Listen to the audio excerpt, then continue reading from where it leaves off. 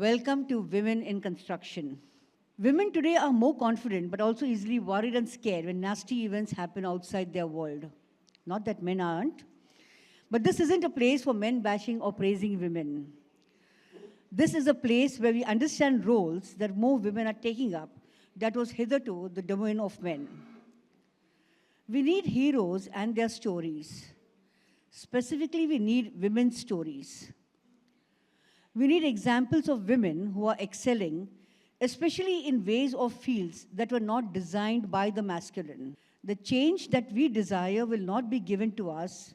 It must be imagined, then created. Our theme for today is Women Empowerment in Real Estate and Infrastructure Conclave, paving the way for future peers. We would like to thank our partners, Boon, Edam, dormakaba, Xpedeon, and Afcons, who thought it wise to stand by us. Having said that, I will now call Rahul Sequeira, MD, ITP Media India, to welcome you. Rahul? Good morning, everyone. Firstly, it's absolutely an honor to welcome you all to Women in Construction Conference. It's truly great to see more men than women in this conference hall. It's in a very male-dominated industry. It's good to see platforms like this which empower women, which give them the platform to talk about the great work and achievements that we've done. Be it from women moving up in management and leadership roles to architects which have created fabulous properties. These forums basically elevate and give people the right positioning of where we have to be. It's truly an honor, and from everyone at ITP, I truly welcome you all to this conference. Thank you. We look forward for an intellectual and insightful sessions. Thank you, Rahul. That was short and sweet. I now invite Vibhor Srivastava, MD Events, ITP Media India, to deliver the welcome note. Good morning. Thank you very much, and what a pleasure. I was talking to the ladies from Rustamji and Ajmera this morning, and if I really jog my memories, and when we launched Construction Week and hordes of other titles, I remember it's been an incredible journey, but at the heart of it, really don't want to make a cliche and a statement saying we celebrate women, it's women empowerment, but at ITP we are very truly privileged at every moment and every step. We have taken women in our strides, and I think they have paved way for our success. So please give a hand to all the lovely women in ITP, all the women watching, and all the women in this room. You are worthy of every accolade, every milestone, every inch that you have achieved, both at home, in societies, in corporates, and world large over. For me, my mom used to say, कि बच्चे को बड़ा करना है तो सबसे पहले बेटों को सिखाओ how to do things, the morning chores, the kitchen. Why are they not doing it? And I'm very happy to tell you I have two lovely children. My eldest son Aditya and my very younger daughter Ujala. We don't make any differentiation between the two. It is not the privilege of Ujala to really go get a glass of water for Adi. So we make them work for each other. I think these are the little most contribution. If you can tell your children, they learn it because they are the ones who are learning by seeing, by not what you taught. So it's not a moment of discourse. It's a moment to showcase, do it, and make them feel that they are so very important, the women, and learn how to respect each and every woman in your life and each and every woman that you meet, Rashmi. It is so important. Look at this wonderful lady, Rashmi. And I would like you, for one, to give a big hand to Jayashree Mendes, our louder and the loudest. You know, हम बहुत बातें करते हैं, women, but I tell you, these are the women, I think, who's helped ITP to reach where we are today. It's not men like us. We are probably the face of it. But at the heart of it, as I said, they are the bedrock. Construction Week, somebody just said, women, and Shweta ji, आपने भी बोला कि percentage हम गलत ऊपर नीचे कर सकते हैं कि 14% Rashmi is the contribution of women in this construction, yeah, 17. These are debatable numbers. But one thing is not up for debate, Captain, is that Construction Week has a lady editor. And that's Jayashree making, yeah. Don't be conservative. When you clap, you really clap hardest, all right? So, ladies and gentlemen, I have a lot to talk. Gunjan, my young designer friend, has just walked in, and he said, I thought you would take me up to the stage. I said, yes, the stage is yours. I promise the stage will be only for the ladies. But it's so lovely to see on a Friday morning in this gorgeous hotel, to see the gorgeous women and the ladies who have brought so much of substance, knowledge, and wisdom and success, not only to the real estate, but to the world at large. Thank you very much for being such a wonderful audience here. Thank you, Bibor. Can we have the Boon Edam AV, please?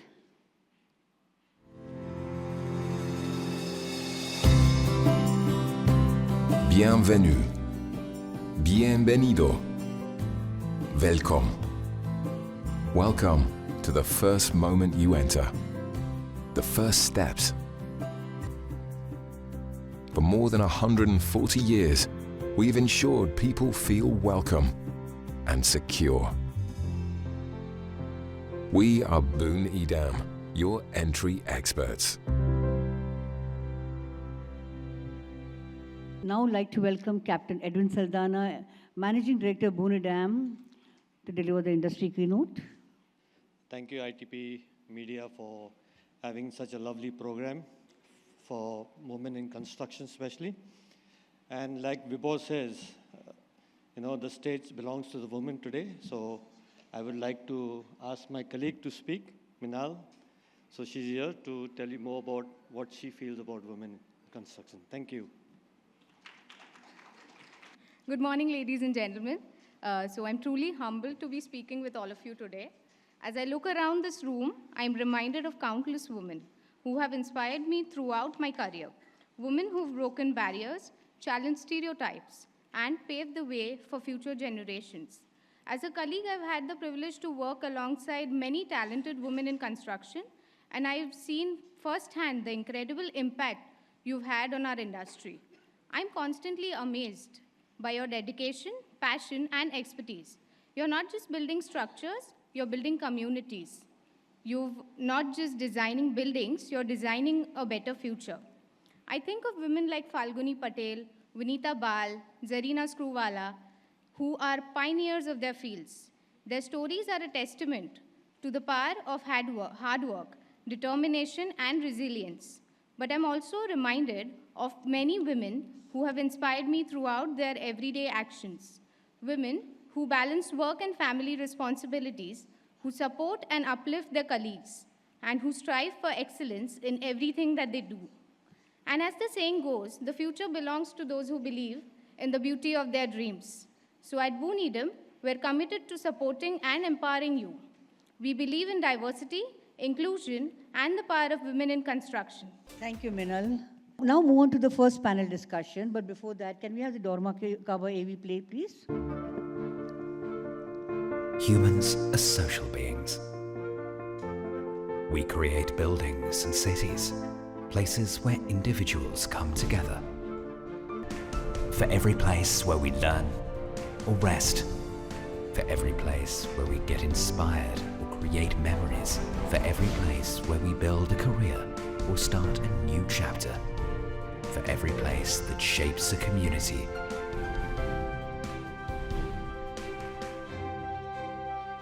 For every place that matters.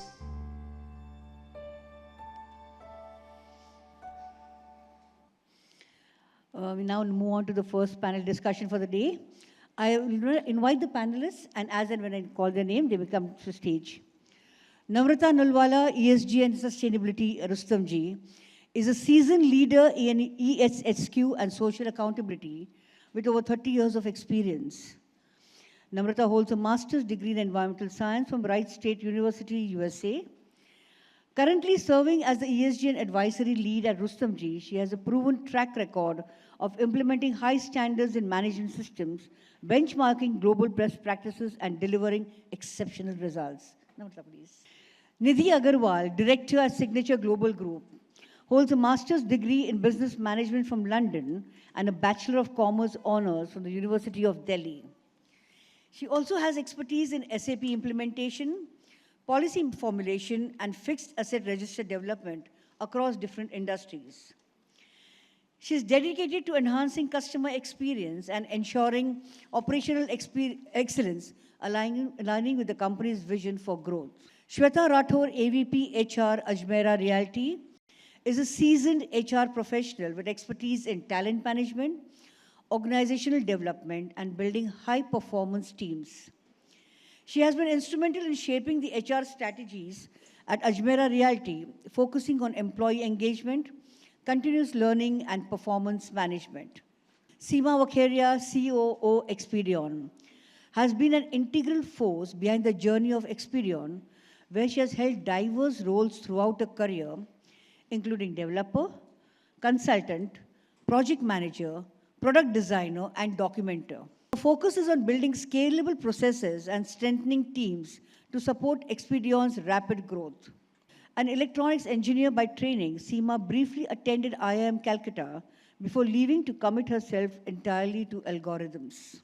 Dr. Sashi M.M. Goswami, Deputy Manager, Afcons, is a seasoned HR professional with over 15 years of diverse experience across multiple sectors. She holds an MBA in HR from NL Dalmia Institute of Management Studies and Research and a degree in BHMS, having initially practiced as a homeopathic medical doctor. Don't ask her homeopathic questions here, please. A certified train the trainer professional, Dr. Goswami is passionate about delivering and facilitating high-impact training programs. I will be your moderator for the evening, for the morning. What's your superpower, the legacy you want to leave? You know, as women, most of us, that's what it said, it generally is there, that women do not let other women grow. I don't think that's true. I don't think that's true, that holds true anymore. Like the fact that women cannot handle money, that's another, a myth. It's far forgotten. But here we will talk about women and the legacy that they want to leave behind.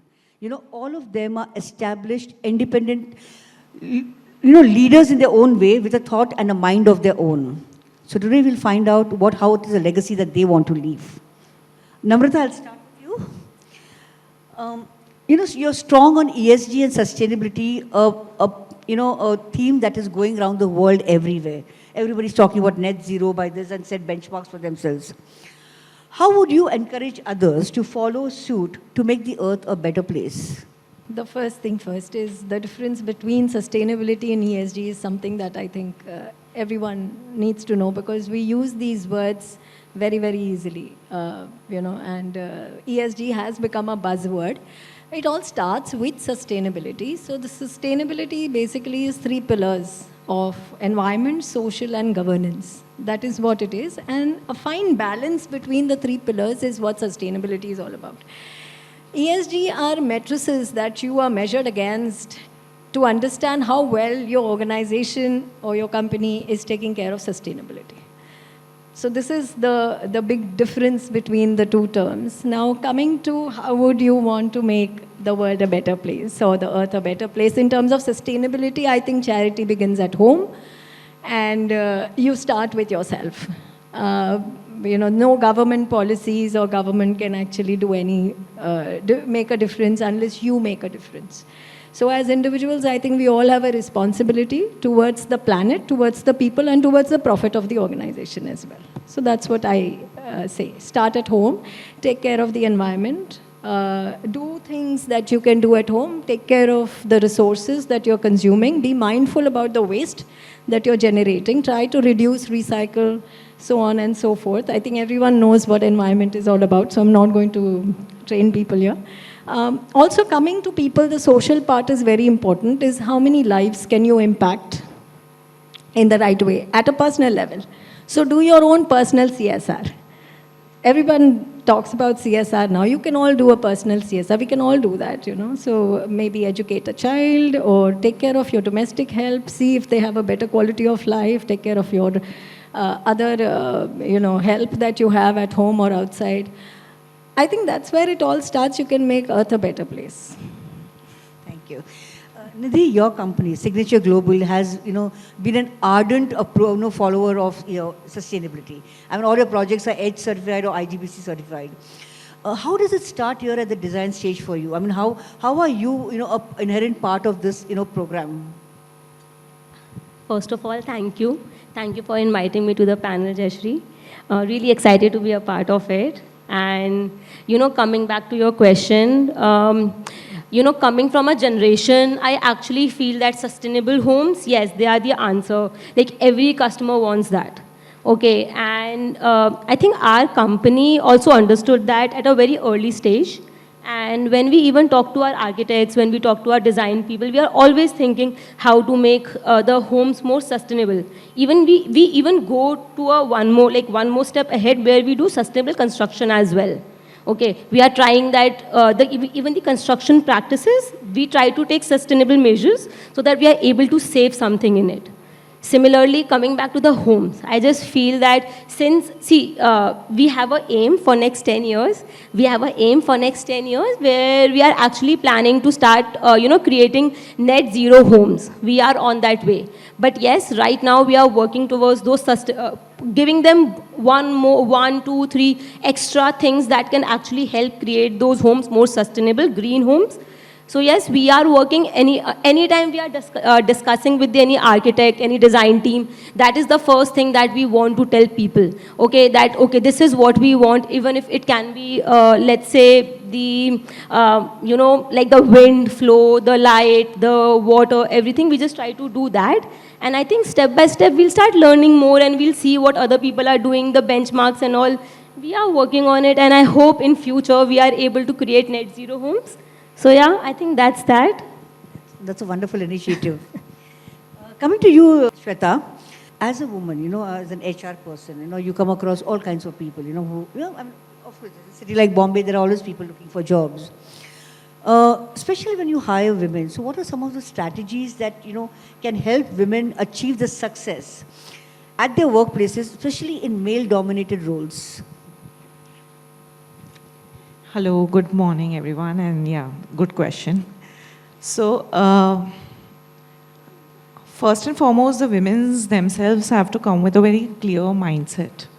Sometimes it's very self-imposed bias that stop them from, applying for job into real estate or a construction-based industry.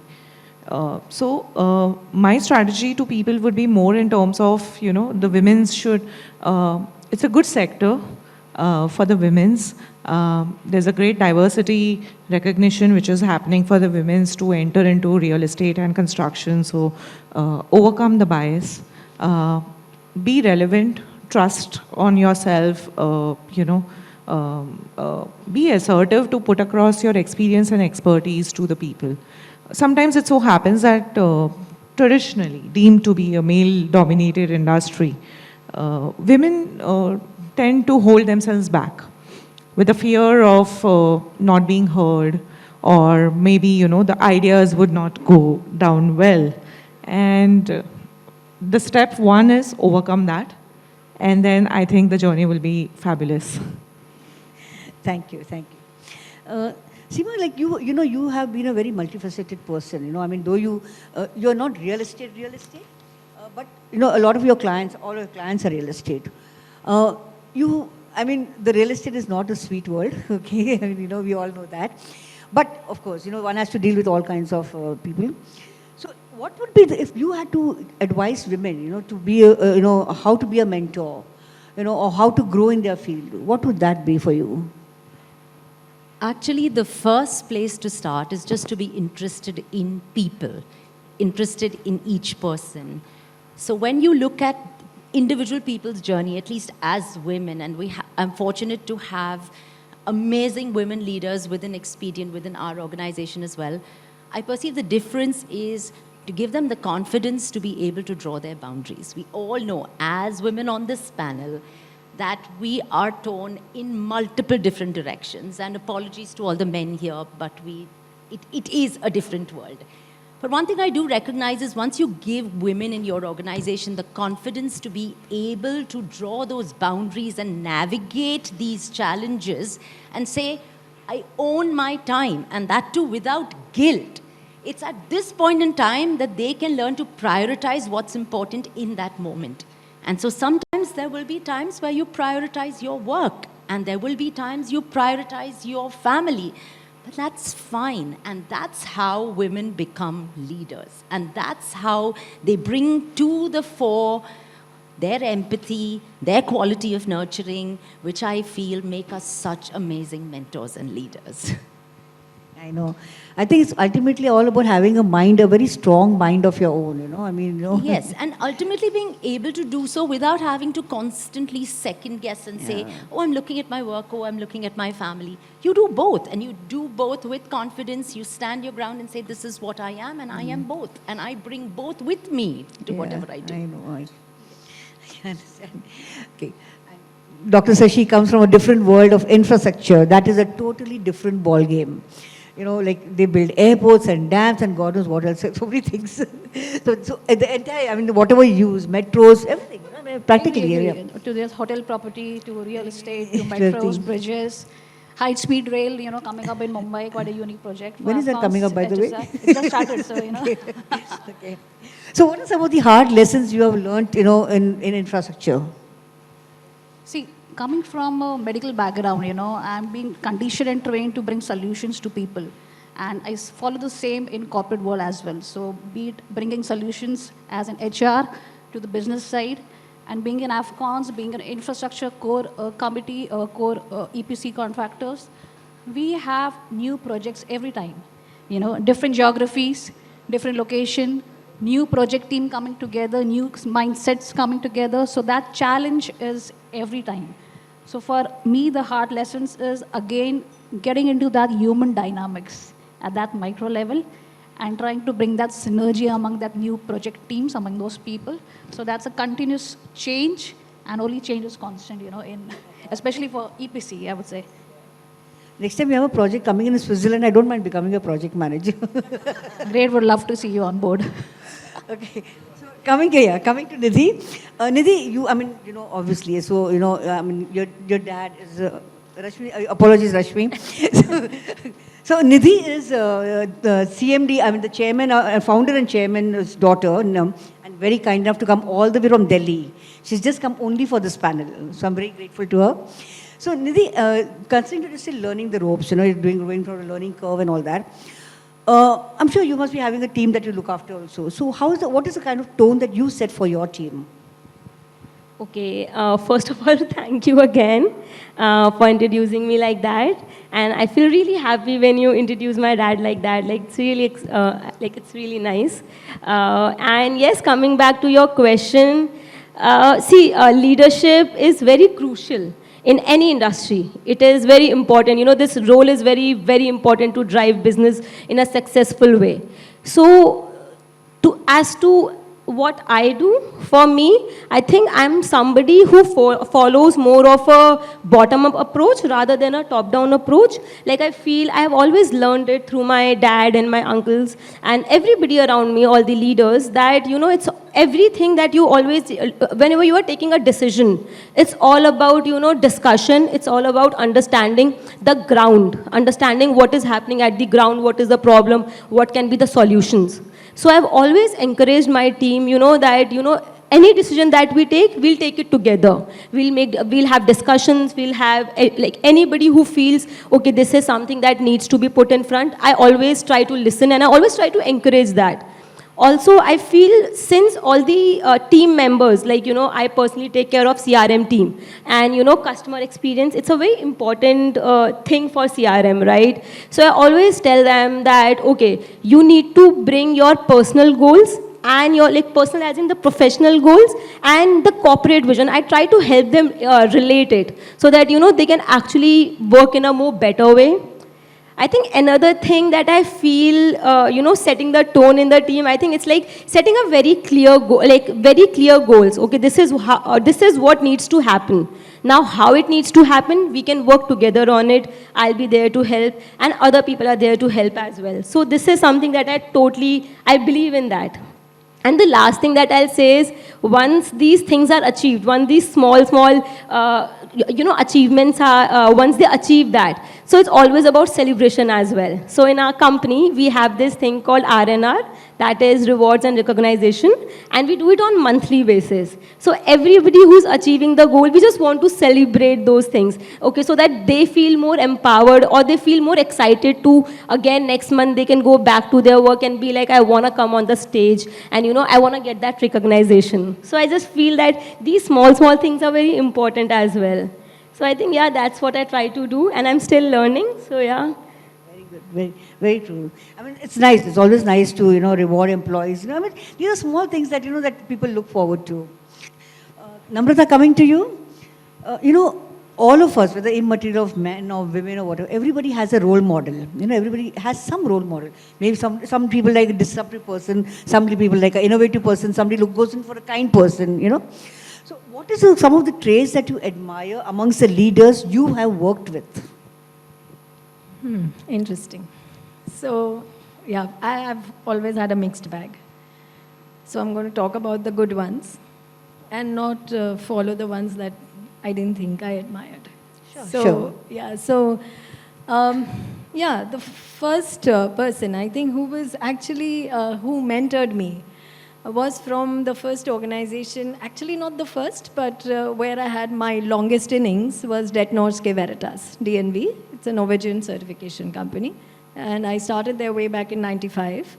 And it was to do with environment. And interestingly, now when I look back, I was the only lady auditor in all of India and the only lady trainer in all of India.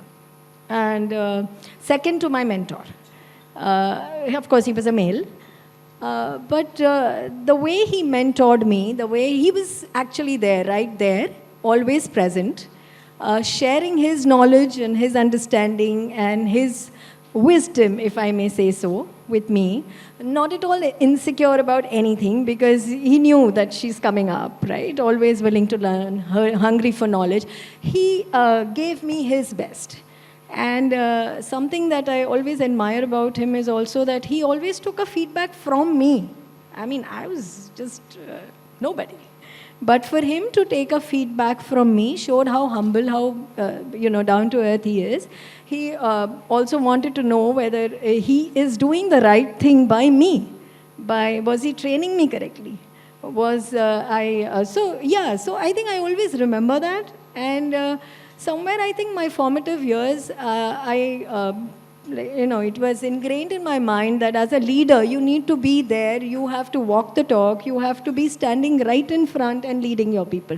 You can't just be behind and saying, okay, you do this, you do that. You need to be right in front. So I think that is something I admired a lot. Worked with him for 10 years and I learned a lot. Thereafter, of course, there have been many others who have come and gone as I have progressed in my career. But he's one person I always will remember, admire, and thank him a lot for whatever he did for me. Yeah. Excellent. Seema, coming to you. As CEO of a construction software company, construction software is not a small, it's no joke. It's not everybody's, cup of tea. But having worked in this industry, so what are the kind of barriers, you may have encountered, in this industry, so that, for your own growth, for your own person? Actually, to be very fair, it's very, fashionable to say that I was held back or had barriers. But with due respect to all the men that I have worked with, I really did not find any barriers as such. That said, they could be more as perceptions or biases. Like when you go into a room and you're one of the few women there on the table, people don't know how to kind of like measure you up. Or rather, you are there, and especially if you're sitting in a pink dress, they are like don't know what to do exactly, right? So maybe more than that, it's a hesitation.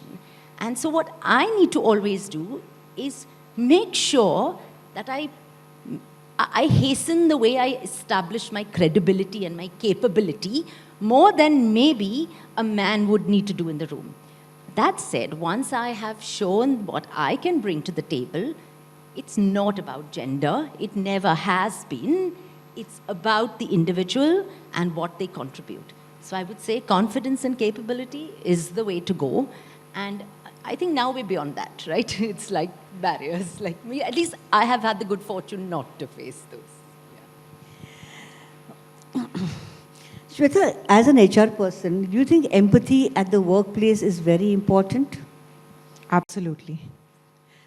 Empathy in leadership is a cornerstone, and it helps in not only inculcating confidence in the team down the line, but also to encourage innovation and create a more resilient organization. When people feel that, yeah, your point of view is going to be heard, valued, they will be more upcoming and forthcoming to give their contributions, their ideas. And that's how the organization can become more agile, resilient, and innovative. And that's something which gives a competitive edge, I guess.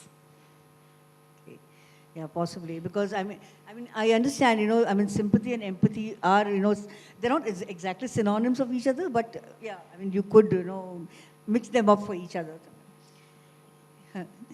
Sashi, yeah, it's working. It works. Everything works well here. Great. Great. Okay. Some of the hard lessons that you may have learned. I haven't asked this question, right? We've done that, yeah. Okay. Okay. So organizations are working to increase gender diversity in infrastructure.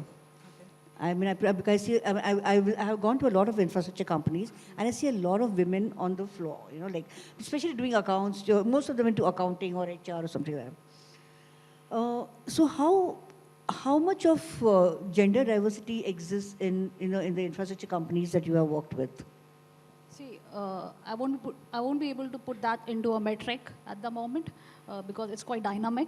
But then one thing is for sure, all the industries are making efforts to have that inclusive and that D&I on board.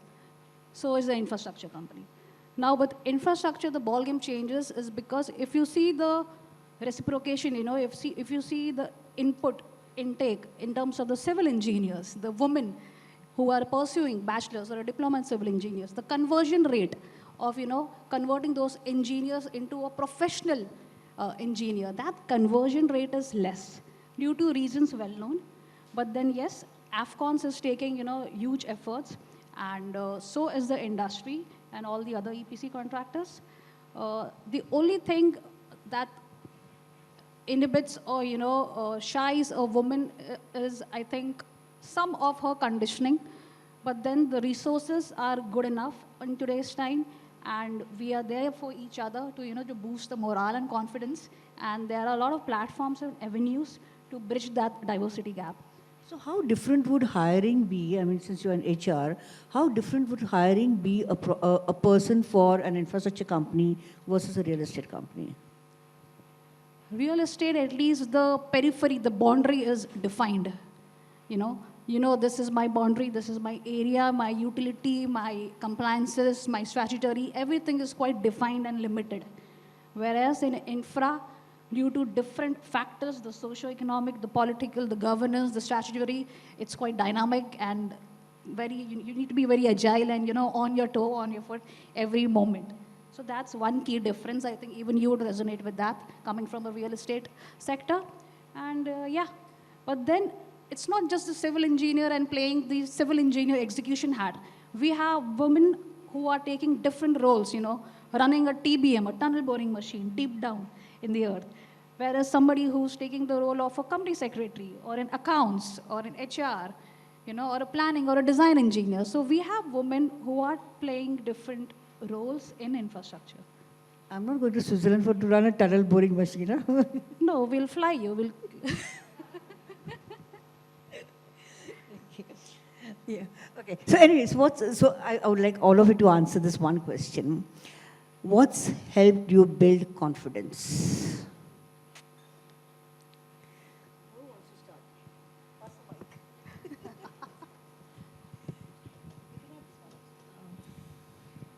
Curiosity, to learn more, to be more, to understand more. And when you're learning a lot more than what you actually need to know, somehow I think you just get very confident about a lot of different topics. And so you're able to then communicate more effectively. You can put your point across more effectively. And when it's your own subject, if you're passionate about it and you're learning, obviously you get so much more confident about, talking about it or kind of prophesizing that passion. And so I think also somewhere I think confidence is, I won't say genetic, but it's the environment that you've been brought up in also. So I won't take it away from there.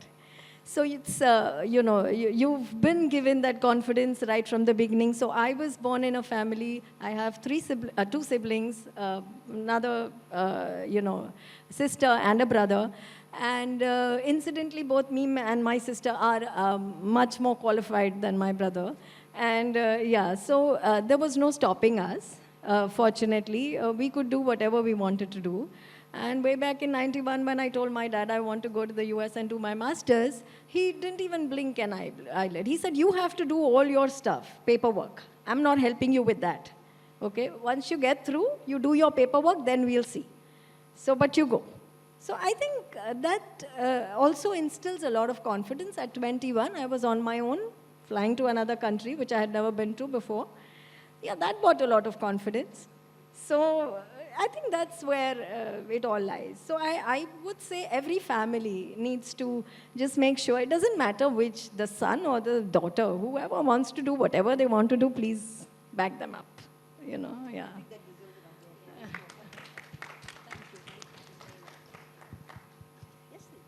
Okay, so I was talking to my sister just before this conference, and we were discussing about this confidence thing, and I'm still new to panel discussions and everything. So we were just discussing, confidence, what she even said, that, for me, I think it's a journey. It gets built with time. It gets built with, for me, at least for me, it gets built with, a little bit of mentorship as well. I've seen my dad being one of the greatest leaders in this industry. And I always want to be like him. But initially I was like, oh, it can come inherently to me. Maybe my dad is a leader. My uncles are, all of them, they are the biggest leaders I've ever seen, the best leaders. So I felt, okay, this will come inherently to me. But later on when I started on that journey, I realized that I have to work for it as well. I have to have right knowledge, right experience to actually bring that confidence to their level. So at that time I realized that it's a work. It's not very easy to have that kind of confidence when you see people, double your age who have actually very good experience to actually lead them. And another thing, I just feel that, yes, I have been very lucky to have great mentorship like my dad and my uncles. And I think that also builds confidence when you are able to discuss even small things with them. You are able to understand their opinions and maybe discuss your opinions with them. So I think, yes, again, coming back, yes, it's a big, it's a journey for me. But yes, it's very, yes, confidence is something that might come inherently, but people have to, to become the best in that, you have to work for it. Just to build on what she said, step one is, as I had mentioned earlier, overcome your self-doubt. Don't think this real estate and construction, being a very conventional industry that you have, how can I do that, Many females, step one, overcome that. Don't doubt yourself. If need be, fake it till you make it. In the room of men's. And based on that, I guess, asserting your experience, being vocal about it, and advocating for yourself is very important. That's all from me. I'm my own advocate. And also other women, sorry. Absolutely. So of course, part of confidence is the way you project yourself. I get that. It's how you are born, it's your genes, it's how you raise yourself, it's the opportunities you have in life, and so much more. But at various points in my life, when I was faced with something which I didn't know enough of, that's when you feel that you are not that confident. So what I believe in truly is preparation. When you go into a meeting, when you go into any kind of aspect of your life, prepare. Take a pause. Take some time. Prepare. Now, because you're prepared, you know what you're going to say is right. It's going to have an impact. The knowledge that gives you when you enter a room by itself gives you confidence. When you open your mouth, you're not spouting some rubbish. You are saying something that you know will appeal to people out there. And I think that gives me the confidence. So all that I need to do is, when I'm faced with something, like something that I've not done before, I will make sure I am prepared. And I think that brings confidence. Agree. Taking a cue from her, it is about preparation. And for me, what works for my confidence is something I believe maybe I was born with it. That's the one thing. And having believed that, I have that confidence, I would also, take up these opportunities wherever I would find me lacking, getting ready for that job, doing my own R&D, no shyness in going back and opening the textbooks, okay? And definitely the family I come from, my friends, they also encourage you to give out your best. So again, it enhances my confidence. And the organizations I'm associated with, my colleagues, my bosses, my HODs. So these are the things which have ingrained and helped me build my confidence over these years. Okay, my final question, I think we're already over time. My final question again to all one of you. If you had to change 3 things about your industry, think carefully what you say. 3 things about the industry that you're in, what would that be?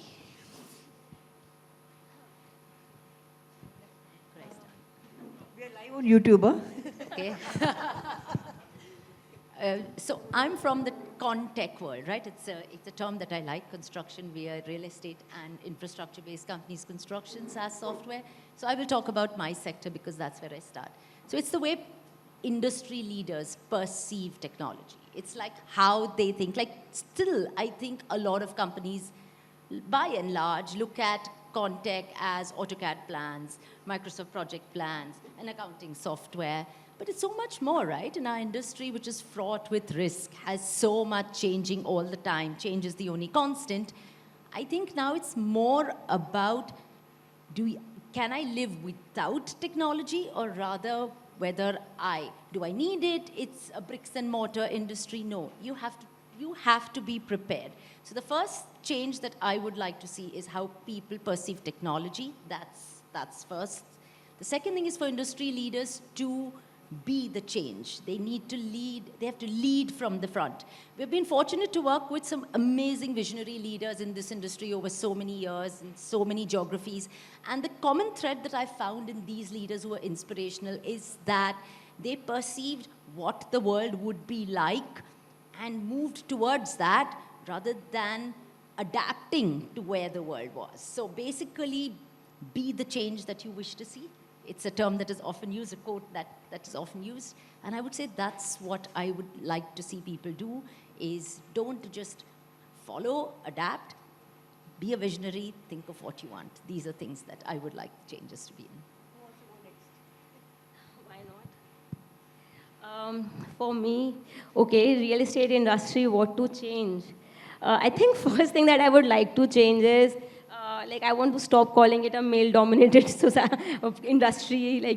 Since I'm seeing so many women here, so I don't think so it's a male-dominated industry anymore. So yes, I want to change, even if there's a mindset for it, I just want to change it, that there's nothing like that. It's like same for everybody. It's like any other industry, any other place, any other company whatsoever. I think another thing, it's not about change. I'll say that what I want to change in real estate is when any individual is buying a house, okay, in India, it is always perceived that, I think not in India also, it is perceived as something a very big investment, a very difficult process to go through. So I just want to make it easy. I don't want them to get scared or take 1 or 2 years in making that decision. So I want this industry to grow to such level where if I want to buy a house even at 21, I don't have to get scared. For example, I can just go online, check it out, fill the forms. I can, the knowledge basically.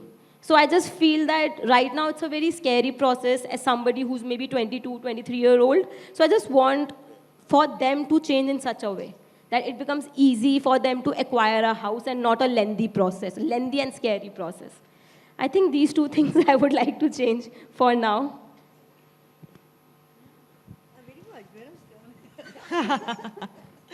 So, yeah, I mean, Of course, I mean, I would say that it's a very changing landscape for real estate and construction, if I speak of it as of today. Also, with a lot of impetus given on the development of the country, it's a very promising sector for everyone, and the landscape is changing. So, if I have to point out I mean, we as a country, if we are looking at evolving, developing, competing with the likes of the other developed countries, government has to make it easy for everyone to build good homes, So incentivizing, there are many rural sectors in India itself who have different norms of construction, and, every state has got a different norm. That becomes a very tedious process for even the construction guys, people to work and give the homes efficiently. So, that's more on a geopolitical level, first and foremost. Second is, of course, capability building for people to buy homes. So that helps, the gross income of the per capita income of the nation has to enhance. More people have to be skilled, upskilled, looking at that direction. So if people have to buy a home, they have to be capable of buying the home. Working towards it is very crucial. And that landscape has to change. And third and very important is adopting technology in construction. If we look at countries outside of India, they're leveraging automation, innovation, and technology in giving better quality and in material as well as construction. So adopting that, introducing it in India, by India, that also is crucial. Welcome to Xpedeon. Thank you, that's from me. Okay, so few changes which I would like to see in my infrastructure industry is coming from top to down, from client to subcontract, to contractors to subcontractors, and to vendors and suppliers. In that chain, I would like to bring in the sensitivity element. Everyone, be it my vendor supplier, be it my labor subcontractor, the stock supply contractor, everybody is contributing. Everybody deserves their share of acknowledgement and respect. So I would expect that to flow from the client to this chain of hierarchy. Second, I would also like to have a sensitivity towards women workforce, not only as a management cadre woman. When I say management, taking up office jobs or engineers, but somehow workforce who is at the ground level, my contract laborers. Right now definitely there is more of a men population, but in future there will be a dearth of contract laborers, and women workforce would supersede that. So we need to have that sensitivity at the ground level to those women contract laborers. And third thing, to attract more of this generation into infrastructure, I think we should make it more glamorous, make the sector more attractive, because somehow as an engineer, I would pursue a IT or an AI or aeronautics engineering, but not a civil engineering. So I think this forum would make it more attractive for the young workforce to enter this industry and sustain. I have two civil engineer friends. They studied for 4 years civil engineering and then got into journalism. Anyway, thank you so much. We have a small token of appreciation for you. I would like to invite Vibhor Srivastava and Captain Edwin Saldana to do the honors.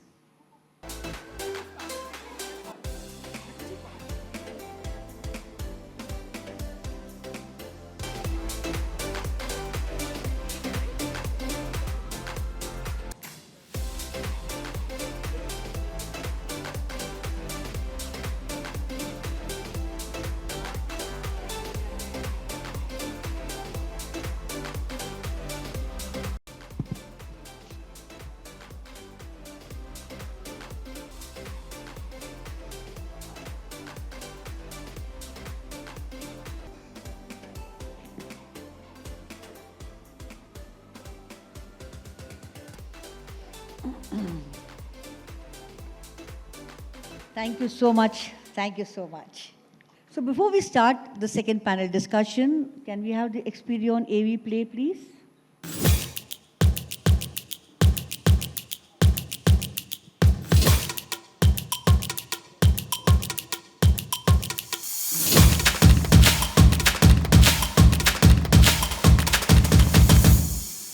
So we now come to the second panel discussion, celebrating a glorious growth with a grand future. I now call upon Rashmi Naikar, commercial design editor for Commercial Design magazine and your moderator for this panel. Our first panelist, Palak Dani Mansotra, Dr. Sunita Purushottam, head of sustainability, Mahindra Lifespace Developers, has over 20 years of sustainability strategy and environmental consultancy experience in the areas of environmental impact assessment, air emissions modeling and meteorology, GHG emissions inventory and carbon offsets, carbon neutrality strategy, waste management and water risk. She is a certified GHG emissions inventory quantifier and fellow of the Royal Meteorological Society, London. Is Palak here? Palak Mansotra? Tejaswini Joshi, Assistant General Manager HR Afcons, holds an MMS in HR from St. Francis Institute of Management and Research, University of Mumbai, and a postgraduate degree in science. Her work includes spearheading employee well-being programs that take a holistic approach to physical, emotional, mental, and spiritual health. She has also designed leadership development interventions and led L&D process interventions. Vyoma Moti Ramani studied architecture at Kamla Raheja Vidyanidhi Institute of Architecture, Mumbai. In order to understand an architectural on an international level, she pursued an exchange program called INCH, that's how you pronounce it? Inch, okay, with the University of Boon, Switzerland. She joined IM Kadri, where she upgraded her experience and knowledge as an architect. She then moved on to forming her own practice, Design Lab Vyoma, where she independently designed and executed medium and high-end interior residential and corporate projects. Gunjan Bajaj, Principal Designer, Gutika. House of Design. Gutika House of Design is a Mumbai-based firm with new-gen interior design service and an inordinate traditional aesthetic sensibility. It has been 12 years since we started this journey as designers. They create unique and personalized designs that perfectly reflect the style and personality of their clients. That was an amazing first panel discussion that we had. So many points that I drew from you. One of the points that I actually want to speak to each of the panels is how they got into the field that they are. I mean, I was making Seema, you are into Xpedeon, and that is construction software, which is so uncharted, and you've made it happen. That is something I want to know how you did it. Namrata got into ESG professionalism as an expert into that, and that is years before sustainability was just getting and I want to understand what was the vision behind that you chose into I really want to sit with you girls to talk to this.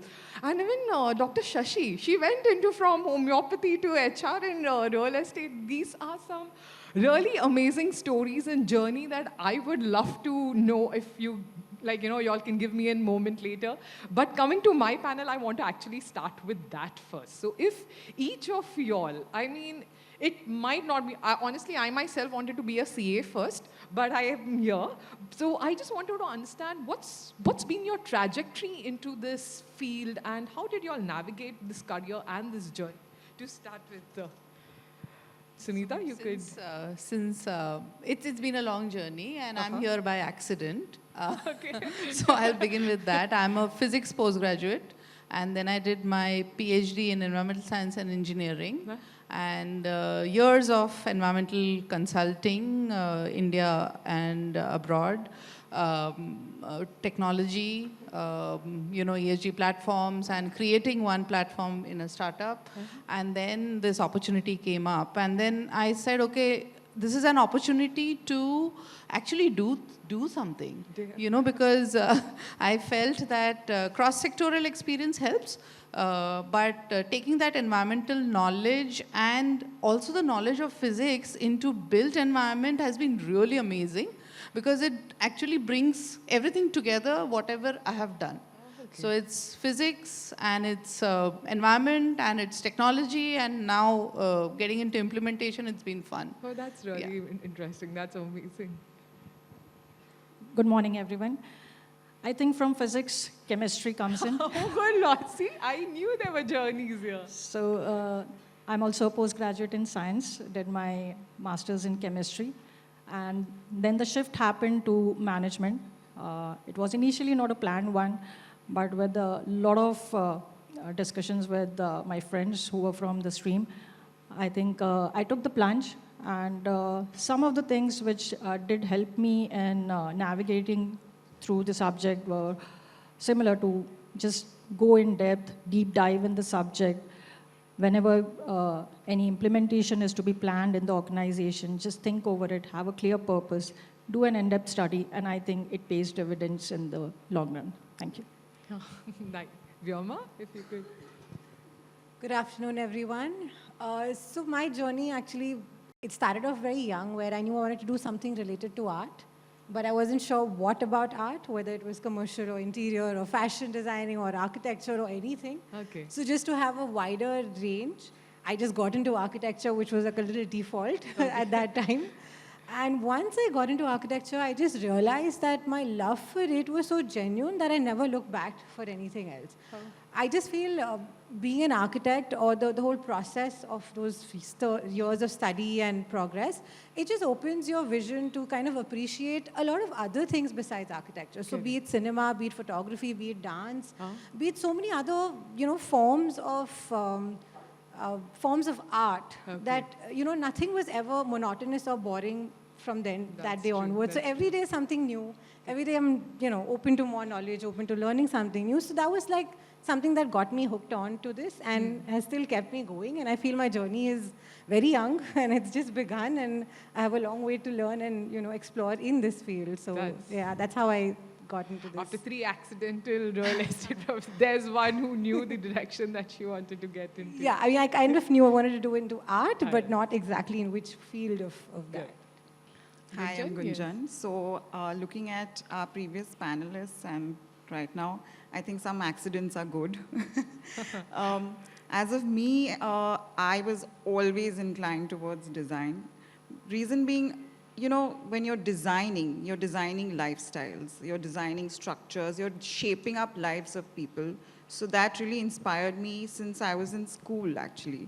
So getting into creative field was always what I wanted to do. In fact, my parents were like, why don't you do science and why don't you do all of this? And I dropped it out. Then they were really scared. What is she going to do in life? Is she going to make it in life or no? Y'all were the all. Yeah, that's the norm, right? But no, it's been a great journey so far, and great things coming, of course. The construction has been challenging as a woman, for sure. But I'm looking forward to bringing in more people, men and women, who are supportive of each other, actually. Thank you. Palak, if you can. Hi, I wouldn't say for me it was accidental. Yes, I would say real estate was accidental for me though, but marketing and getting into the creative field, I think I've done my mass comms and then masters. So I don't think that was accidental for me, but yes, industry perspective, I started off with my entertainment as my career. And I did 1 decade of entertainment with most of the GCs, Sony Z, etc. Post which, yes, real estate happened accidentally to me. Initially, obviously, it was a challenge though, because entertainment, the pace is really, really fast, and when you entered real estate, it was very difficult to understand that, they are like breaking one building and when are they going to finish it up, it's really difficult. It's two different worlds. Absolutely. But I think eventually I've coped up well and things have been really, really great. God has been kind. And the journey has been fabulous. I'm so glad I put this question. So basically we've shared the deck of questions with them before, but this I've pounced on them without any knowledge, but I'm so glad we got to explore and know about each of your journey here. So now coming to the serious deck of questions. So first I wanted to start with you, Sunita. You are also a professional in the field of sustainability, and you've taken it quite ahead. So I just wanted to understand, with the company, with the brand that is Mahindra Life Spaces, how have you been able to push the changes or the processes? How have you brought it about within Mahindra itself? Wow. So, well, I think the brand gives a good starting point. Okay. And the brand intent was always there. And as a Mahindra Group, Planet Positive, and the RISE framework that we have, really gives that frame of reference where to work from. However, being in the construction industry and dealing with people. You said the RISE framework. RISE framework. Is that it's a Mahindra RISE. Okay. Mahindra okay. RISE. Right, And okay. it's RISE to be future ready, RISE to create value, and it's also we have also got a positive framework, which is trust positive, people positive, and planet positive. So we use these frameworks to actually guide across, what actions to be taken. So that gives a good framework. But coming to the sector, Mahindra Life Spaces, taking cue from Mahindra, started doing its reporting way back in 2012, when no real estate company ever even thought of a sustainability report. So I think we are a reference organization for any construction company to actually see, okay, what needs to be reported. And then we stepped up. We said in 2014, we will do a 100% green portfolio. And then in 2020, I said, we said we'll do net zero. All our developments will be net zero by 2030. And that's the journey we are on. However, how do we push this internally? What are the kind of resistances that you get? So I did something which is called a maturity assessment model, which every site is subjected to and every function is subjected to every quarter. And we kind of gamified it. And gamified it in the sense, in a very simple way, is to give scores. And we said, okay, we will compare. And once when we started comparing, the competition just began. It became so heated in the sense that, why is my site not getting this score? Why is my site not getting recognized? Why is my function being left out? What did I do wrong? Can you tell me what needs to be done? So we gamified it. So that really helped, I think. And the kind of engagement that we got from people on the ground. And I have always told my projects people that no matter what the design team tells you, the people on the ground actually can do the change or even spot something that has gone missing. So you are the most powerful. And with that kind of empowerment, I have got initiatives back from them. Yeah, it's been amazing. And it's a lot of love and that I have got from the projects team. I really love the term you used, gamified, because it makes it fun and it makes it so much more engaging. Coming to you, Tejaswini, I just want to understand something like what she did, like gamifying an entire score sheet for sustainability across sites. Processes or workflows like this cannot be easily implemented or integrated into the systems of a corporate that's been running for ages in a certain manner, So I just want to understand, how do you push for this kind of systematic change management, especially when it comes to new ideas, or ideas are not that even popular? There is resistance, but how do you overcome it, and how have you gone about this particular process? Okay, so basically, any kind of systemic change or a change management, it's a slow and a steady process. It's thought of a thing that needs to be done with a proper strategy. Now, being in HR, we have to drive these change management initiatives across the organization. It also requires a lot of study in terms of the alignment, what needs to be done, and getting all the stakeholders together on a common platform with a common shared purpose. So the main thing here is the purpose has to get defined.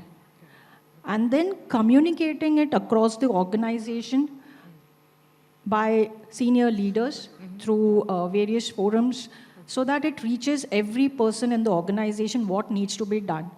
I think when the alignment comes in, then the resistance to change slightly comes down. So I would just like to give an example of our organization. In Afcons, we have this vision set by the management. And it's driven by our senior leaders across the organization through internal forums, meetings, presentations, leadership trainings, so that every engineer, every employee or person in the organization knows what is there to get achieved as an organization as a whole. So our senior leaders, they participate in this transformative exercise. I think from there it drops down, and I think it grows at the ground level, goes to each and every employee in the organization. So just to sum it up, I think a common purpose needs to get defined. The alignment has to be there, and I think then it pays its lasting impact. So the leaders have to be involved at every level. So I would say all stakeholders have to come together for a common purpose. If the alignment is not there, then I think the resistance comes in. Absolutely. And the second thing is it should go to everyone. What is it that we are going to do? What is the common objective that needs to be achieved? Correct. Palak, if I may ask you, we've heard the terms male-dominated industry or male-intensive or everything. And hats off to, sorry, I forgot, she said we need to change that particular perspective, which is so true. I just want to understand, as women, what are the unique customer, focused perspective that we bring on to this industry? What do you think has been and changed in that particular aspect? So I feel, like somebody mentioned, which maybe I missed, that real estate is predominantly a male-driven society, and an industry. Women bring a holistic thought process, okay? I think our ability of seeing through things into detail, understanding the customer, their requirements and the end user's requirements, trying to align their requirement with our projects, whether it is community living or amenities or whatever required, I think women bring and foster long-term relationships with customers, and this helps the customer to stay back with the brand and also create a positive brand impact. Correct, okay. That is how I feel that, women's definitely grow in this field.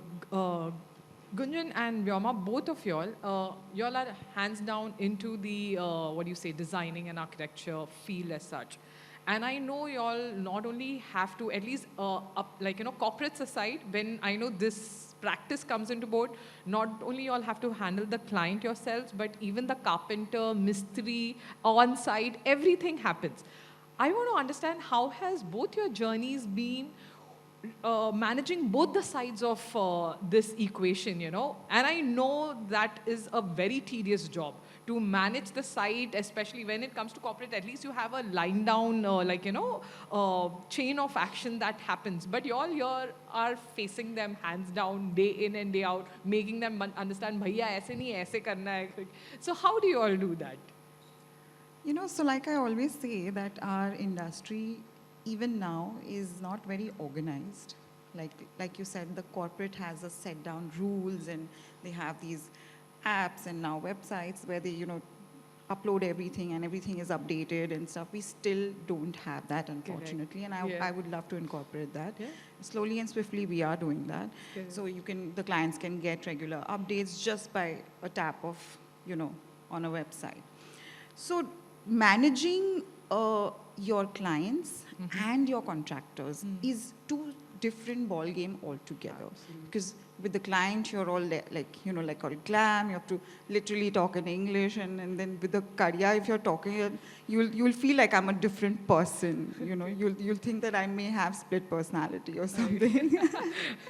No, but the point is that getting your work done, getting things right, and getting the design, as desired or as imagined by us, that is what is very, very important in terms of when you're training. I feel that even the design schools should incorporate a subject like this, because this is something that we have learned only on job. Correct, yeah. On job training or something.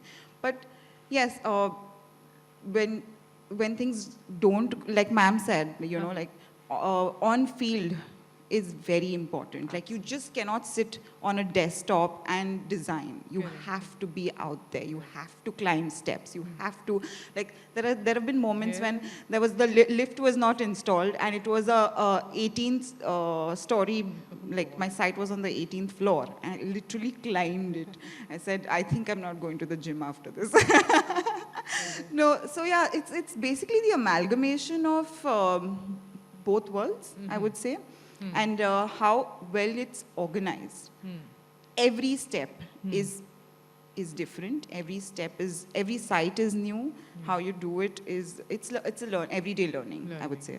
Vyoma, what would be your inputs on this? Yeah, I totally back her in a lot of points because our sector is very unorganized, and we work with a lot of corporates, like there's L&T, there's JSW and all. So there's a lot of learning that I am right now in this phase where I'm trying to get that into our sector, or at least in my studio at whatever level that I can do, because it's sometimes so difficult and so overwhelming where everything is together at one site, at one client, it's the design phase, one side you're doing handovers, one side you're doing some kind of, I don't know, procurement of materials. So we've started getting into systems now, where every site has to have a system of what's the workflow, what's your schedule, what's your timeline for what material purchase. So even the client knows that, you know, the next 3 months, this is the time they need to invest also. Correct. So this misconception is there in our thing that, oh, I've hired a designer or an architect and, you know, they will do everything.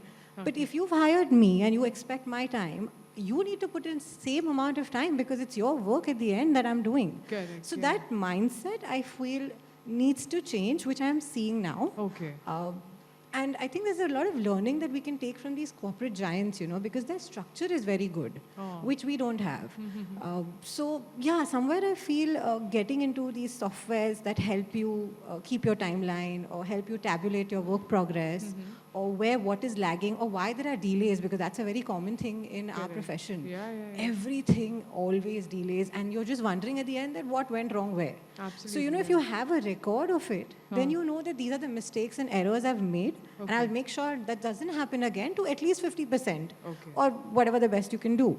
So, you know, with every project, I think that learning and adapting to new systems and, you know, some kind of, what do you say, like a workflow which is already tried and tested by these corporates. I think that really helps us maybe learn and that's actually progress a very from good there. point, to adapt to something that's existing in the industry. Yeah, which is already there. So you make use of it. it rather than, you know, doing trial and error and spending those extra years. You might as well adapt to something which is already tried and tested, you know. So yeah. Sunita, coming back to you, I just want to understand what are some of the ways that you think gender diversity is being encouraged and can be encouraged in the real estate industry? Is it still like, you know, do people still have the mindset ke no, ye role ke liye, like it won't be a right fit, we'll have to get this person? Do you think that still goes on in the, like, you know, boardrooms or any this? I'm like, you know, just trying to be open and understand what it is here. So in the previous panel, there was a very wonderful comment made by an earlier panelist that you have to establish your credibility, and after you have established, it's, you know, it's same for men and women. However, for women at entry level, it is a different proposition. So I actually wanted to do civil engineering after 12th. So my mother said that nahi site pe jana hota hai, hoga. And my father said, okay, drop it and you do physics because you love physics. I said, okay, we are all from pure science background.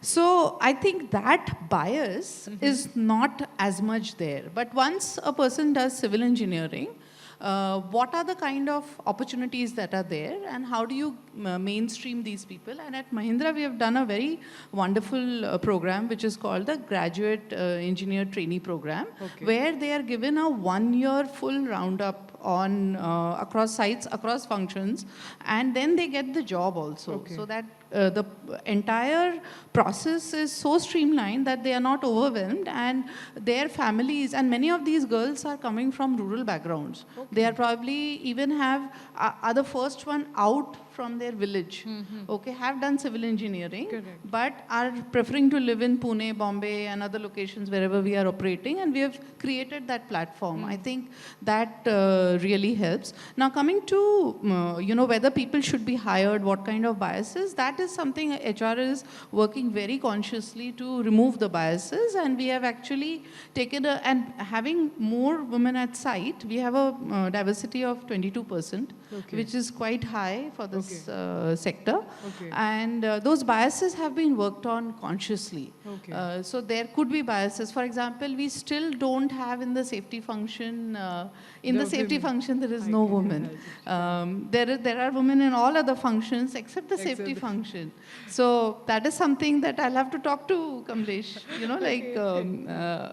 let's see if there are people available. So there could be some biases, but our HR is doing a fabulous job on removal of biases. They play a big role into how this They do mindset, play a big role. In fact, even shortlisting of CVs and, if we could look at the names that the CVs and how to influence the hiring managers. Okay. Yeah.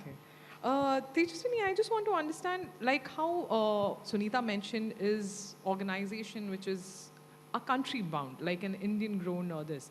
But we see a lot of MNCs that is entering our landscape across every industry. You think the entry of international companies or these MNCs have changed?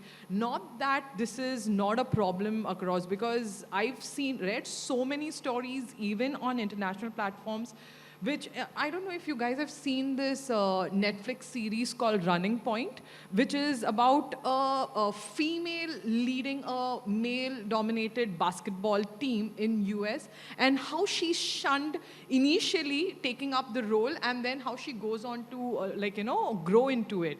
So something like that. But I just want to understand, has that still made a difference in our Indian context per se as such? The entry of these MNCs and their guidelines to gender diversity.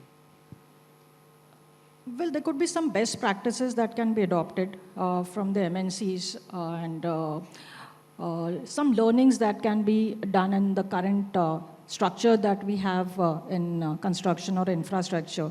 I wouldn't say a dynamic change that would probably come in, but if I take the example of infrastructure or construction per se, what we also follow in our organization is safety of prime importance.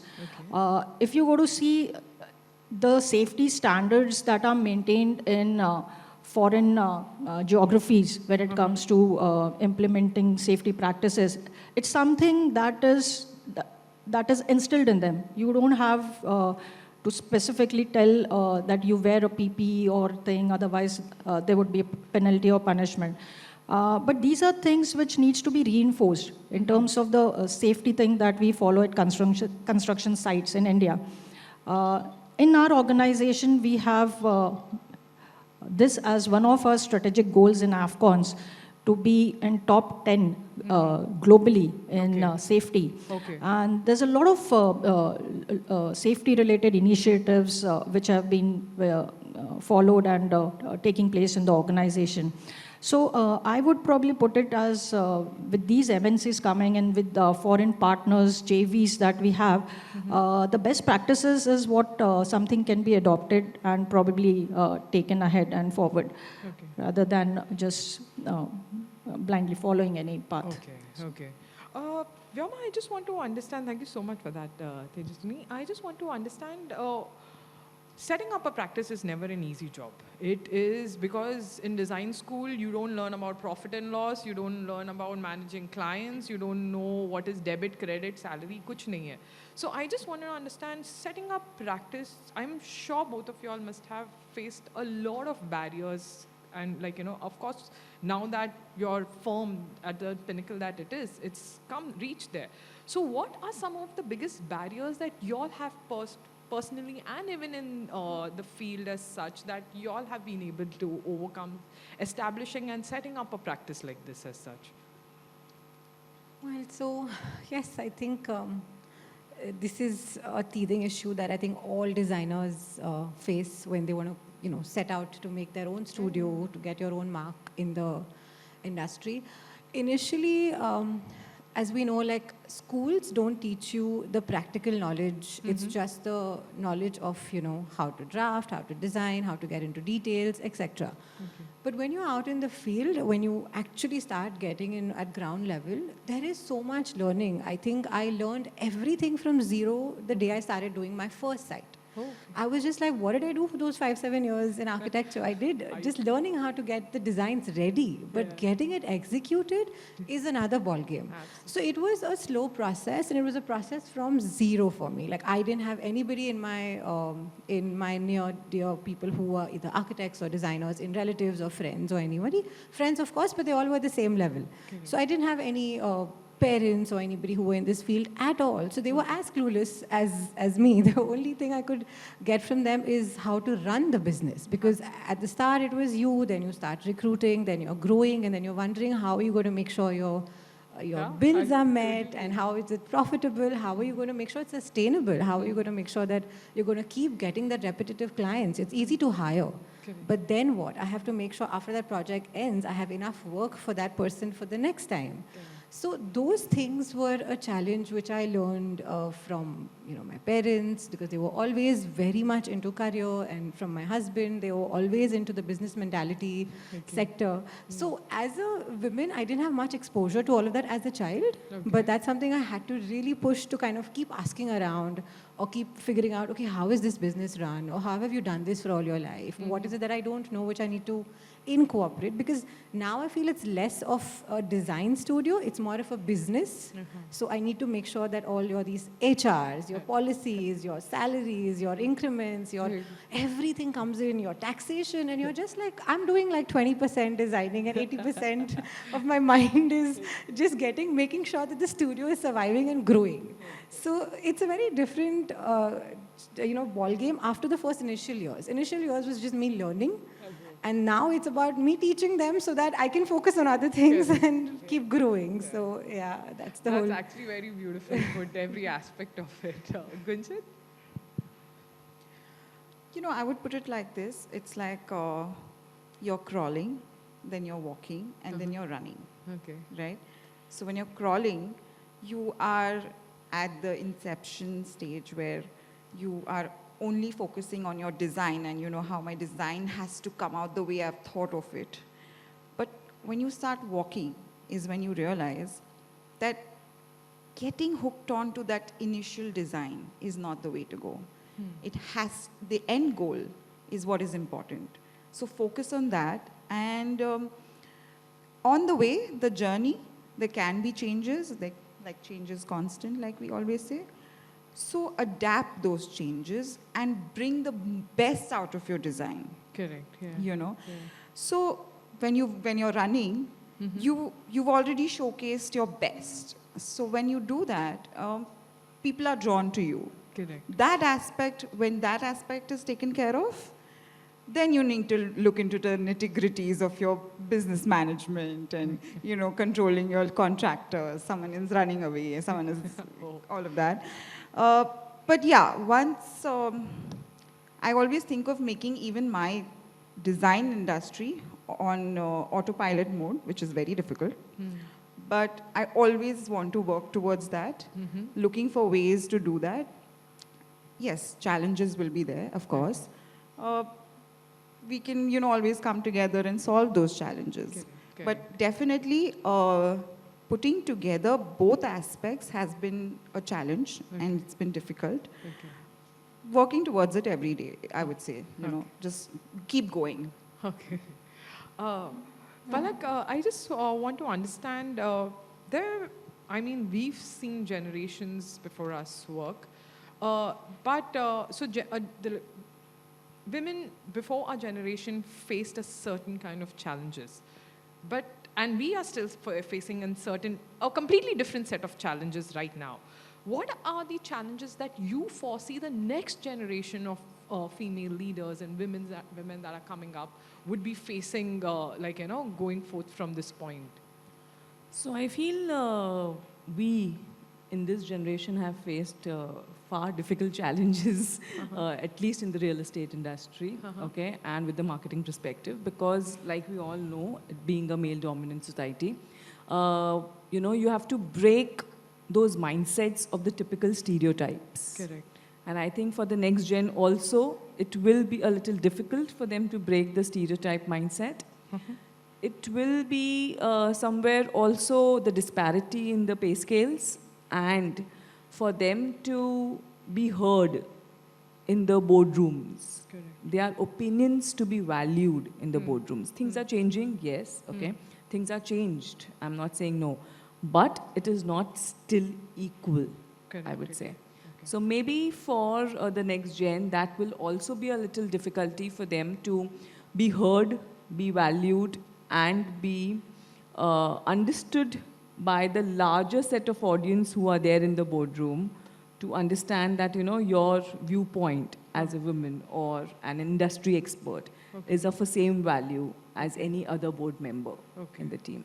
I think things are changing though, and that is how we see more and more women leadership now coming in, you know, at least from the previous decade. And I think, yeah, I'm sure they'll all shine and do great. That's nice. I just want to understand this from each of you, actually.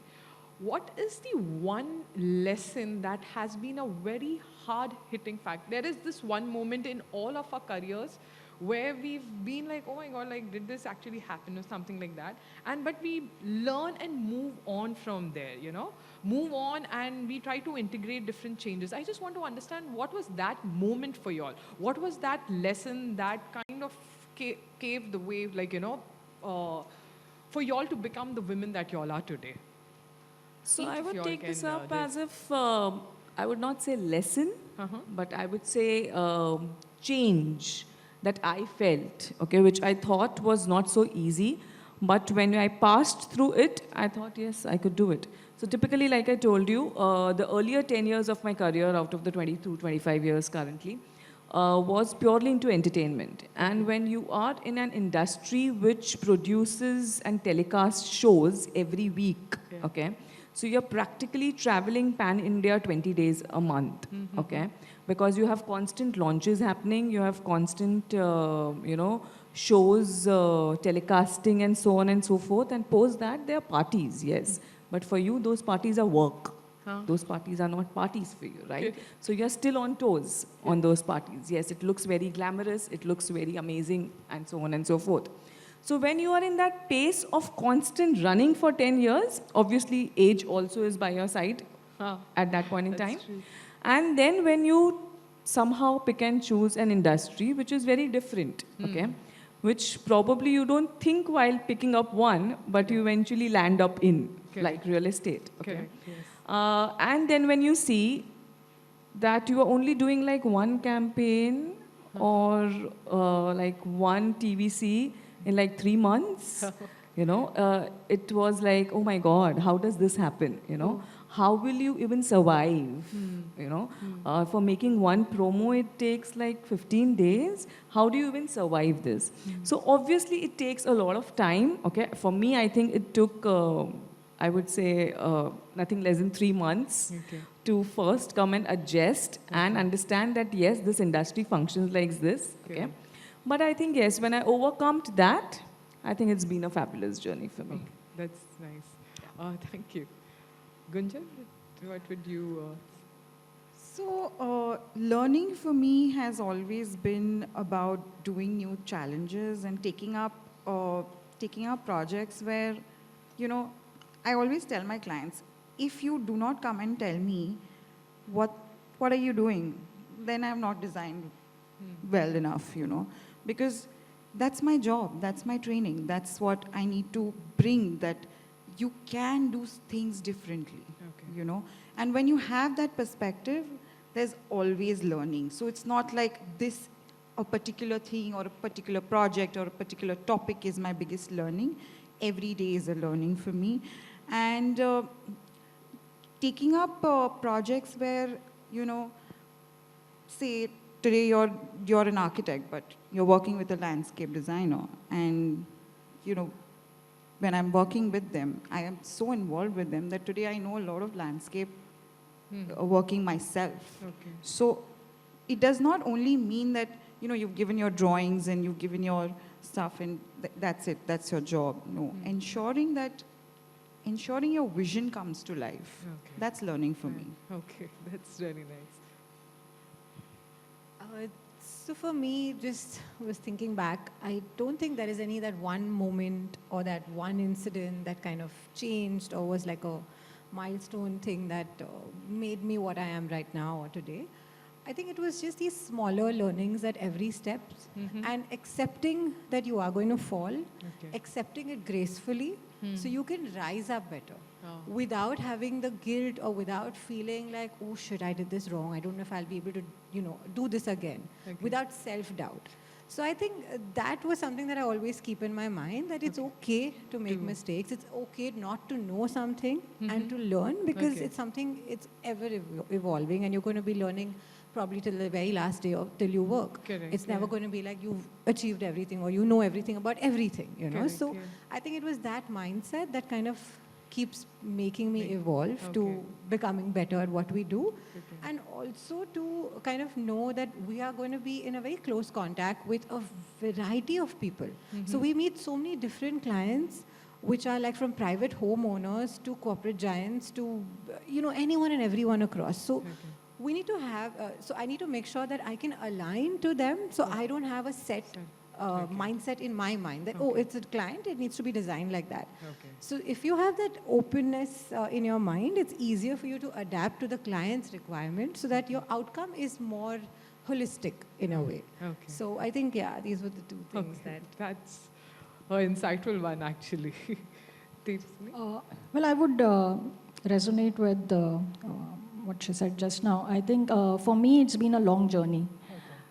Having spent almost 2 decades in construction and being in HR, I think what I've learned is perseverance. Because we just spoke about change management and organizational development initiatives. I think, as I said, it's a slow and a steady process. Many times we encounter challenges, there are disappointments that things are not working out. But what I feel is you just need to continue working towards your goal and be focused. And perseverance is something which you have to take in your stride. And I think that helps in the long run when we have to implement or do any change or do any activity in the organization. I think that's something which is taught me. And being in industry which is very dynamic, as construction is really a dynamic industry, there are a lot of opportunities to learn. I would say you are on a learning curve because each project which comes in is a unique project. And you have a diverse workforce wherein which also encourages innovation. So you are constantly learning. So I think just having a positive and an open mindset and just continue to focus doing what you are doing, I think that's the thing which I look forward to. Just so that I have understood the question right, what mistake probably has helped you learn better? Mistake or a moment that... Moment or mistake. Okay, so I think I have made so many mistakes all through my life because I've always prioritized doing rather than being a perfectionist. So perfectionism and me doesn't go together at all. So I do mistakes at home and I say, okay, live with it. This is what I've made today. And I make mistakes at office and I tell the people, okay, just forgive me, this English doesn't work for you, I'll write it better for you, but this is what I want to do. So I've always prioritized doing over the mistakes. And I've heard from people, you shouldn't have written this, you shouldn't have written that. But broadly, do you agree with what I'm trying to propose or trying to do? And don't get in my way of doing things. And so mistakes, you live with it. Mistakes will happen. You don't have to be afraid. And I have a very thick skin. Both at home and both at work. And I've also told my team that don't come to me because you are perfecting it, making it a perfect thing that you want to show it to me. I want to see a rough draft. I want it out in front of me. I want it executed even if it is not perfect. And even that works, and in this sector, if you're trying to influence sustainability, it better be imperfect, but you do it nevertheless instead of waiting for all the people to come and say, okay, this is how it has to be done perfectly. That's right? So no perfectionism for me. Just make mistakes and keep doing things. Rashmi, I would like to add to this actually. So even I initially was a perfectionist, Okay. and then I realized that the more perfectionist you want to be, the more it will get to your nerves and the work will not be done. So Okay. I would put this out to I agree. everybody. Yes, you should be good at your work, you should learn every day, and you should try to be perfectionist, but embrace your mistakes, you Okay. know. Yeah, and that does not mean keep making them. Learn from new ones, learn from them, make new ones, and yeah, keep growing. Okay. Could we take any questions from the audience that anyone would like to ask the panel? No? Okay, if you all don't mind, I have one question, all right, because I know I've been this. Anyone, if you all want to ask, I can really ask. But this is something just came up between me and my brother. So I was preparing for this panel today, and he asked what was the topic, and I said this. And he rolls his eyes, he's like, oh, really, karke. And he tells me that, do you know there is bias against men in the industry? 1 minute. So this is his point. He says that corporates or a lot of employees feel female are more invested and long-term in their jobs than men. And that men jump, all right? Jump jobs or get poached very easily.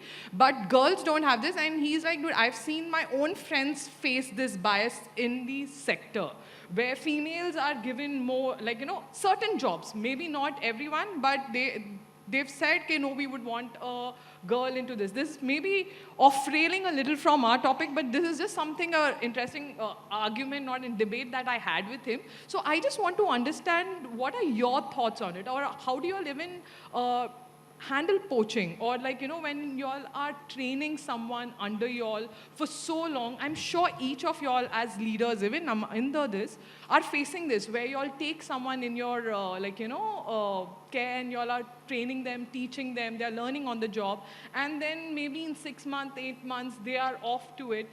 This, yes, it does happen with, I would disagree with my brother, that is what I did last night, but it happens with guys and girls too. But how do you all handle this particular aspect or problem in the industry as such? I think I can speak for my function and sustainability as a domain. I think it is what you can inspire them to do, and as a team. And if you are well invested in that vision, okay, as a team we are going to be doing this, and these are the things we learn on the way and have fun, I think then relatively poaching can be reduced. Okay, but do you agree there's this bias that... Yes, I have seen men jump more. my God. And in fact, I have many of the people who I mentor, my ex-colleagues and so on, I've told them, don't look at money only. Look at, okay, what you're learning. So it's not, no, I've got this much jump and I'm going to be jumping. And then you see in your pattern, it's 1 year here, 2 years here, 1.5 years here. It becomes difficult. And for women, probably it's more stability. Men have this tendency to jump a lot. Okay.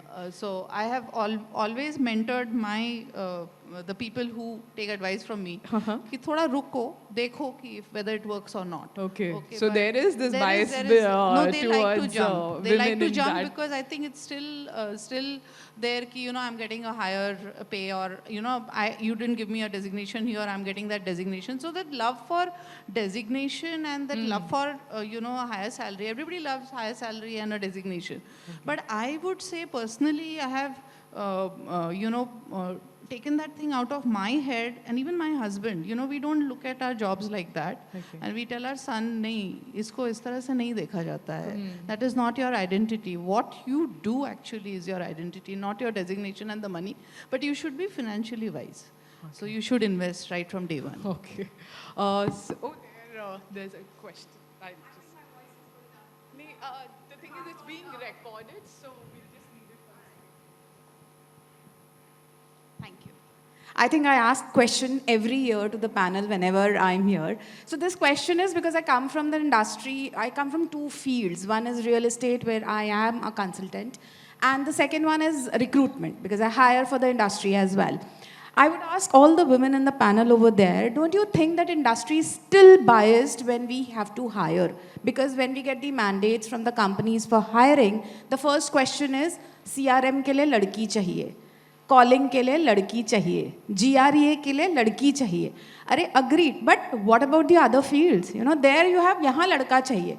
Site पे लड़का चाहिए. So there is still a lot of bias which we have. All of us, we have vast experiences to ourselves. We've reached a certain level where we command those positions, or, I mean, I put my foot down by saying, I'll give you a deserving candidate, whether it is a male or it is a female, you know. So we are still facing that. In spite of being leaders, in spite of celebrating our years together, in spite of carrying all the confidence that we carry, but unfortunately we are not able to do anything for the peers who are coming forward to. As in, women still hesitate. I'll be very honest to you, women still hesitate to get into consultancy, to be called as broker. नहीं आना है. करेंगे तो IPCs के साथ काम करेंगे, individual broker नहीं बनना है. So what are your views on this? Sorry? So, you know, you are the leaders of breaking the biases, but what about others? I mean, we have a lot of women around over here. I hope you all would agree to what I'm saying. Sorry? We'll follow you for that, Jayashree. So, was that a question for the panelists? Yes. So, yeah. So, do you want to take it first and then I... Yeah, so what I understand is, yes, there is a bias, even I feel, and I think we experience this in our day-to-day lives, okay?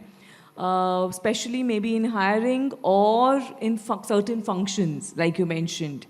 These statements you often hear, you know, that you need a lady for a CRM or a GRE, for that matter for marketing as well, okay? So I think I hear this a lot. Okay? Maybe it is a little positive for me that yes, they need females for marketing. So I'm happy about it though. But yeah, it doesn't feel overall good that yes, you are being bracketed into something like this, you know. Why I would again question this back to the industry, that why are females not, you know, asked to do a full-fledged sales job, okay, or head an entire sales team? What is it that we cannot do? Or for that matter, what is it that I feel that I cannot do as a sales and marketing head? And why can we only look at maybe a CRM and a marketing head as a lady, okay? So I think these perspectives definitely need to change, and they're still there in the industry.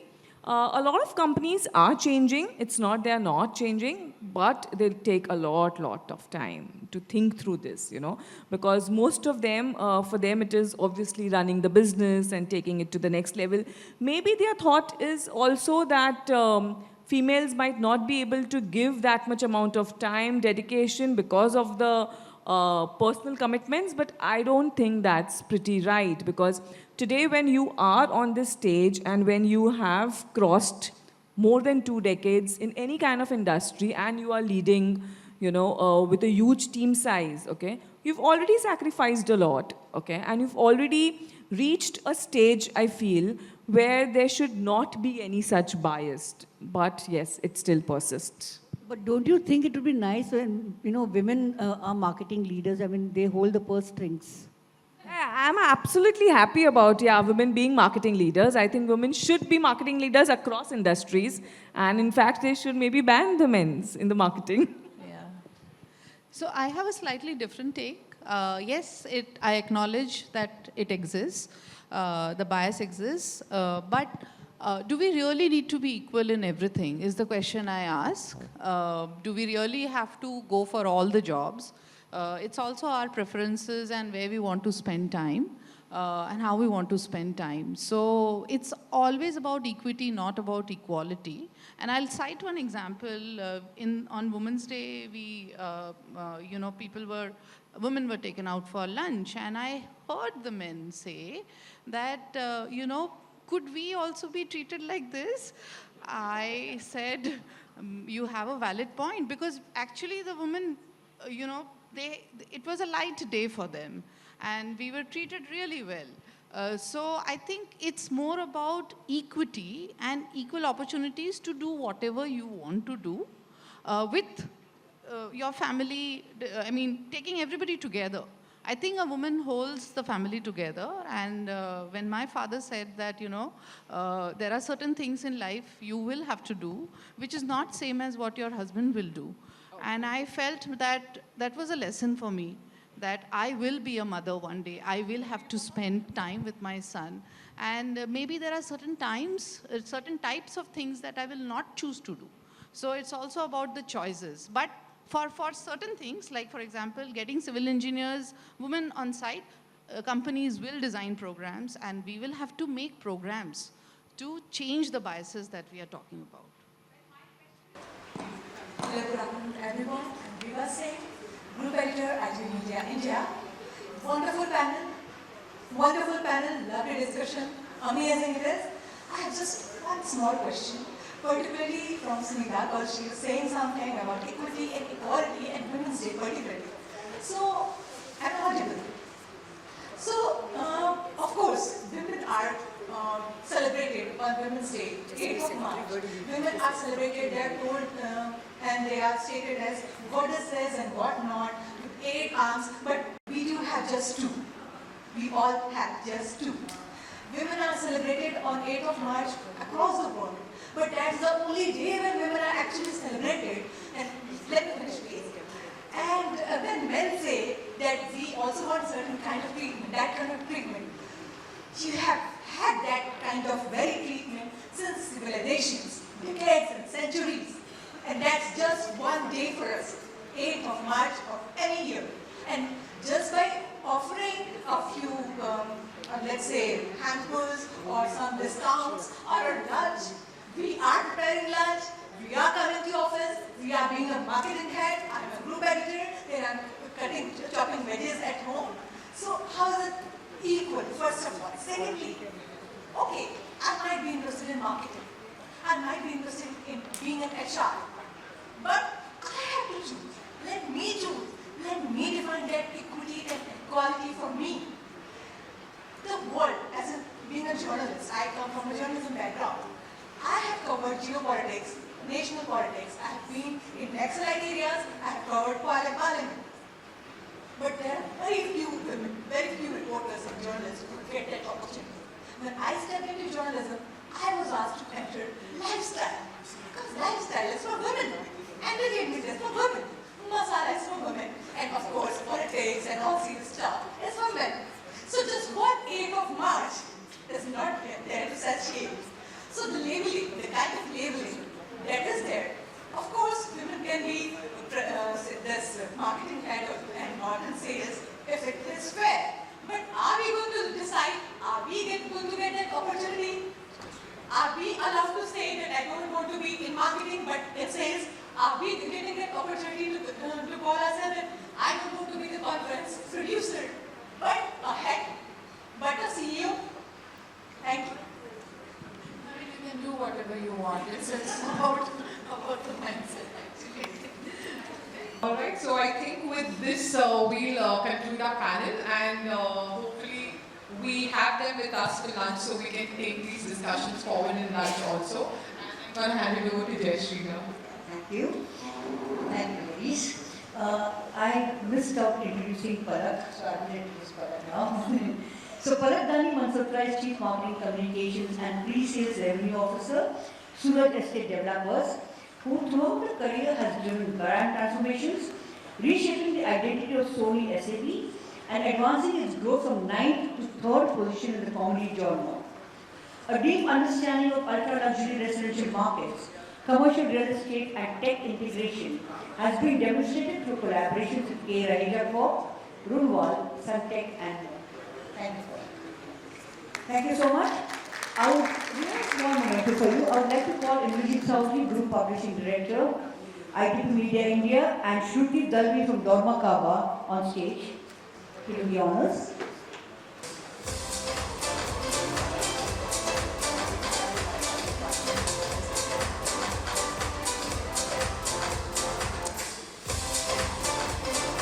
Okay.